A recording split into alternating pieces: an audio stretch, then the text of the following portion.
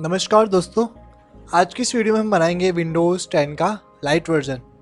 और स्टार्ट करने से पहले मैं ये बता दूं, ये विंडोज़ 10 का लाइट वर्जन केवल उन्हीं के लिए ही बेनिफिशियल है जिनके कंप्यूटर में 2 GB 3 GB या 4 GB रैम है, या फिर उनका कंप्यूटर बहुत ही पुराना है। ठीक है, लेकिन आगे बढ़ने से पहले हम कुछ सवालों के जवाब जान लेते हैं। तो हमारा पहला सवाल है, क्या विंडोज़ 10 लाइट माइक्रोसॉफ्ट की है? और इसका आंसर है नहीं। एक्चुअली जो ओरिजिनल विंडोज़ 10 है उसके अंदर से कुछ ऐसे सॉफ्टवेयर रिमूव कर दिए गए हैं जिससे जो हमारा रैम यूसेज है और हमारा CPU यूसेज और हमारा डिस्क यूसेज पर थोड़ा लोड कम हो जाए। एक्चुअली ये थर्ड पार्टी एप्लीकेशन है, ये माइक्रोसॉफ्ट की तरफ से नहीं है। अब आपके दिमाग में ये सवाल ज़रूर आ रहा होगा कि अगर माइक्रोसॉफ्ट विंडोज़ 10 लाइट को सपोर्ट नहीं करती तो क्या विंडोज़ 10 लाइट को यूज़ लेना लीगल है या नहीं है। देखिए, हर अलग अलग साइट पे इसके कुछ अलग अलग आंसर है। कई जगह लिखा हुआ है कि ये इसको यूज़ करना सेफ़ है और लीगल है, और कई जगह लिखा हुआ है इसको यूज़ करना इलीगल है। लेकिन इस कन्फ्यूज़न को दूर करने के लिए अगर आप माइक्रोसॉफ्ट की ऑफिशियल साइट पर जाए तो वहाँ पे ये क्लियरली मेंशन है कि विंडोज़ 10 लाइट को यूज़ करना इलीगल है और अनसेफ है। लेकिन आप घबराइए मत, क्योंकि हम जो विंडोज़ 10 का लाइट वर्जन बनाने वाले हैं वो एकदम लीगल होगा और उसको यूज़ करना भी सेफ़ होगा। और मैं ऐसा क्यों बोल रहा हूँ? क्योंकि इसी आर्टिकल में एक माइक्रोसॉफ्ट की तरफ से एक सॉफ्टवेयर मेंशन है। इस सॉफ्टवेयर से एक्चुअली जो भी विंडोज़ 10 के अंदर जो परमानेंट ऐप है आप उसे रिमूव कर सकते हो, और यही काम हम भी करेंगे। लेकिन हम विंडोज़ 10 के अंदर इंस्टॉल होने के बाद रिमूव नहीं करेंगे। एक्चुअली हम विंडोज़ 10 की जो ISO फाइल है उसके अंदर से हम परमानेंटली ही वो जो सारे ऐप है जो हमें काम में नहीं आएंगे उन्हें हम रिमूव कर देंगे। तो अब चलिए आते हैं हमारे मेन पॉइंट के ऊपर कि विंडोज़ 10 का लाइट वर्जन कैसे बनाएं। तो विंडोज़ 10 का लाइट वर्जन बनाने के लिए आपको 3 सॉफ्टवेयर की ज़रूरत पड़ेगी: विन टूलकिट, पावर ISO और 7-zip। अगर आपके पास इनके अलावा कोई और सॉफ्टवेयर भी है तो आप वो भी यूज़ कर सकते हैं। तो सबसे पहले आपको जो विंडोज़ 10 की जो ISO फाइल है इसको सबसे पहले आपको एक्सट्रैक्ट कर लेना है किसी और फोल्डर के अंदर।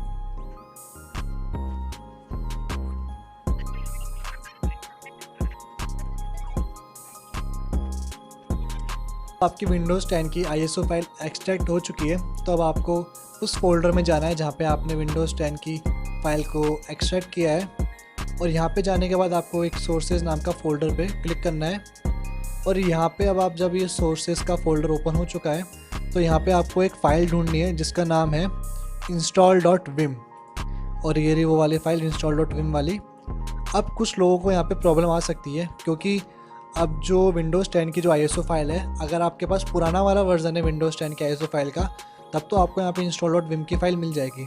अगर आपका नया वाला वर्जन है विंडोज़ 10 की ISO फाइल का तो यहाँ पे आपको install.esd नाम की फ़ाइल मिलेगी। तो उस ESD वाली फ़ाइल को आपको install.vim के अंदर सबसे पहले कन्वर्ट करना पड़ेगा। और कन्वर्ट करने के लिए अब यहाँ पे हमारे पास पावर ISO काम में आएगा। तो अब आपको पावर ISO इंस्टॉल कर लेना है। मैंने पहले ही पावर ISO इंस्टॉल कर लिया है। अब आपको यहाँ पे पावर ISO ओपन करना है।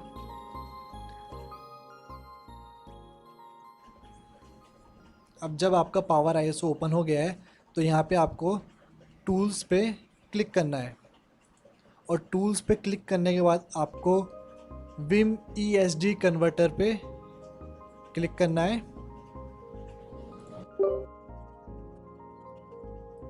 जब आप इस कन्वर्टर पे क्लिक करेंगे तो आपके पास एक नई विंडो ओपन होगी, और इस विंडो पे आपको चूज़ करना है आपको किस फॉर्मेट में कन्वर्ट करना है, ESD टू विम या विम टू ESD। हमें तो ESD टू विम में कन्वर्ट करना है फ़ाइल को।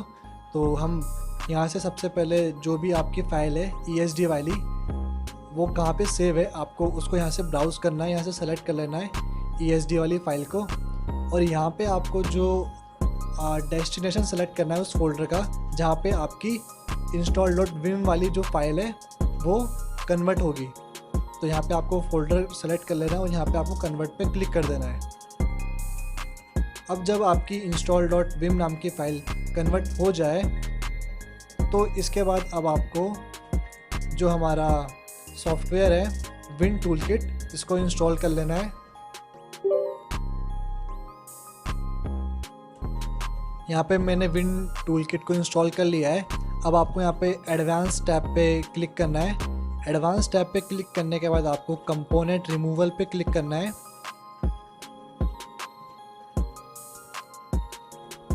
कंपोनेंट रिमूवल पे क्लिक करने के बाद आपको आपकी जो install.vim वाली फ़ाइल है, यहाँ से आपको वो वाली फ़ाइल ब्राउज़ करनी है। तो मेरी फ़ाइल को मैं ब्राउज़ कर लेता हूँ। ये रही मेरी install.vim वाली फ़ाइल और ये मैंने इसे ओपन कर ली। अब इसे ओपन करने के बाद आपको यहाँ पे बहुत सारे विंडोज़ 10 के जो ऑपरेटिंग सिस्टम है वो मिलेंगे। Windows 10 home, home N, education, pro N, और जितने भी जो हमारी ISO फाइल के अंदर विंडोज़ प्रेजेंट है वो सारी ISO फाइल आपको यहाँ पे मिल जाएगी। अब आपको चूज़ करना है कि आप कौन से विंडो यूज़ लेते हो। अगर आप होम यूज़ लेते हो तो आपको होम सेलेक्ट करना है, अगर आप एजुकेशन यूज़ लेते हो तो एजुकेशन सेलेक्ट करना है। तो फॉर एग्ज़ाम्पल जैसे कि मैं एजुकेशन एन पे क्लिक करता हूँ।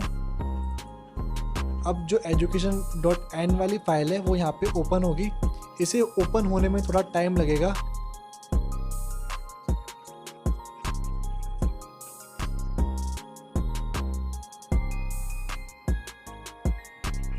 अब किसी भी सॉफ्टवेयर को रिमूव करने से पहले मैं आपको एक बात बता दूं कि जो भी सॉफ्टवेयर रेड कलर के लाइन में आ रहा है, इसका मतलब ये है कि वो सॉफ्टवेयर विंडो के अंदर बहुत ज़्यादा इंटीग्रेटेड है। अगर आप उस सॉफ्टवेयर को रिमूव करते हो तो विंडो के अंदर कुछ बग आ सकते हैं। इसलिए मैं आपको यही सजेस्ट करूँगा कि आप इन सॉफ्टवेयर को रिमूव ना करें। और इसकी भी पॉसिबिलिटी है कि जो विंडोज़ 10 का जो नया ISO फाइल शायद आपके पास होगा, अगर आप वो यूज़ कर रहे हो तो उसके अंदर कुछ एक्स्ट्रा सॉफ्टवेयर भी आ सकते हैं। और यहाँ पे हमारे जो विंडोज़ एजुकेशन एन है उसके अंदर जितने भी सॉफ्टवेयर है वो यहाँ पे आपको शो हो जाएंगे। अब आप देख सकते हैं यहाँ पे कितने सारे विंडोज़ 10 के अंदर जो इंटीग्रेटेड सॉफ्टवेयर है यहाँ पे अवेलेबल है यहाँ पे।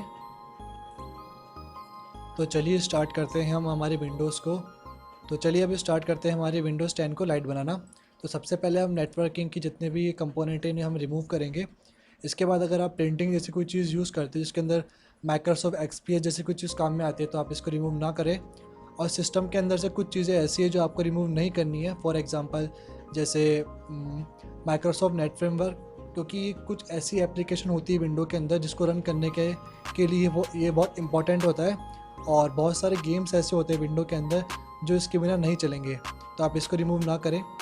आप क्या क्या रिमूव कर सकते हैं, इंटरनेट एक्सप्लोर रिमूव कर सकते हैं, बिट लॉकर जिससे आप अपनी ड्राइव को इनक्रिप्ट डिक्रिप्ट करते हैं, आप इसको भी हटा सकते हैं।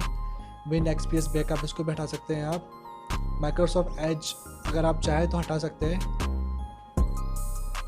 वन ड्राइव को हटा सकते हैं। कॉर्टेना विंडोज़ कॉर्टेना एक ऐसा सॉफ्टवेयर है जो विंडोज़ के अंदर बहुत ज़्यादा रैम का यूसेज बहुत ज़्यादा लेता है, तो आप इसको भी रिमूव कर सकते हैं। विंडोज़ डिफेंडर को भी आप रिमूव कर सकते हैं, लेकिन एक बात का ध्यान रखना, अगर आप विंडोज़ डिफेंडर को रिमूव करते हैं तो आपको कोई एडिशनल एंटीवायरस आपको अपने कंप्यूटर में डालना पड़ेगा। विंडोज़ हेलो फेस इसके लिए काम में आता है ताकि आप अपने कंप्यूटर के अंदर अपनी फेस आईडी से अनलॉक कर सके विंडो पावर। अगर आप विंडोज़ सर्च को रिमूव करते हैं, जो आपका स्टार्ट बटन है विंडोज़ के अंदर वो वर्क करना बंद हो जाएगा। और अगर हाइपर-वी को अगर आप रिमूव करते हैं तो आपके कंप्यूटर के अंदर वर्चुअलाइजेशन चलना बंद हो जाएगा। तो मैं यही रिकमेंड करूँगा आप इसको बंद ना करें। और सिस्टम ऐप के अंदर से आप चूज़ कर सकते हैं आपको कौन सा ऐप रखना है, कौन सा ऐप नहीं रखना। फॉर एग्ज़ाम्पल अगर आप विंडोज़ के अंदर वेदर वगैरह देखते हैं तो आप इसको रख सकते हैं, या फिर विंडोज़ के अंदर अगर आपके पास विंडोज़ की स्क्रीन को आप रिकॉर्ड करते हैं या फिर गेम्स रिकॉर्ड करते हैं तो आप ये जो Xbox वाले जो भी ऐप्स है आप इन्हें रख सकते हैं। माइक्रोसॉफ्ट स्टोर अगर आप विंडोज़ के अंदर व्हाट्सअप, टेलीग्राम वगैरह चलाते हैं तब भी आप व्हाट्सअप स्टोर को रख सकते हैं, वरना आप इन्हें रिमूव कर सकते हैं। और एक बात का भी ध्यान रखना, अगर आप विंडोज़ को कैमरा और विंडोज़ फ़ोटो को हटाते हैं तो आपको कोई एडिशनल सॉफ्टवेयर विंडोज़ के अंदर डालना पड़ेगा। तो इसलिए मैं तो इन्हें रिमूव नहीं करता, अगर आप चाहे तो रिमूव कर सकते हैं।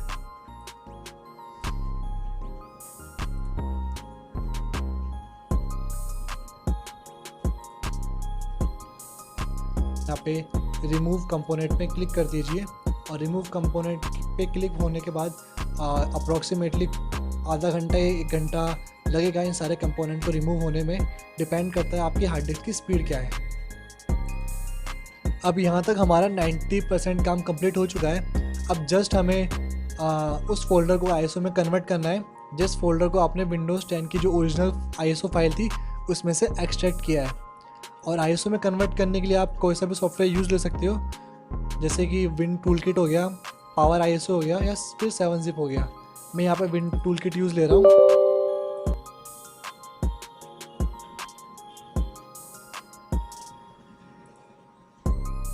यहाँ पे आपको बेसिक टैब में जाना है। बेसिक टैब में जाने के बाद आपको यहाँ पे ISO मेकर पे क्लिक करना है।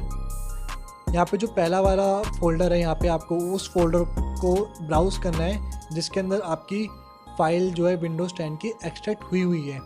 और यहाँ पे आपको वो वाला फोल्डर सेलेक्ट करना है जहाँ पे आपको आपकी विंडोज़ 10 लाइट की जो फाइल है वो सेव करनी है। यहाँ पे ब्राउज़ करने के बाद आपको इसे क्रिएट ISO पे क्लिक कर देना है।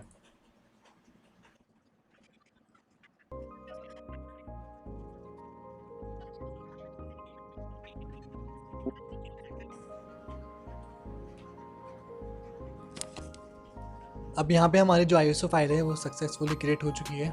और इस ISO फाइल को आपको किसी भी पेन ड्राइव या किसी भी CD DVD के अंदर बूट कर लेना है और अपने कंप्यूटर में इंस्टॉल कर लेना है। Thank you for watching. अगर आपको ये वीडियो पसंद आया तो प्लीज़ लाइक शेयर सब्सक्राइब ज़रूर करना, और अगर मुझसे कुछ भी गलती हुई हो तो कमेंट सेक्शन में ज़रूर मेंशन करना। तो मिलते हैं अब हम अगली वीडियो में।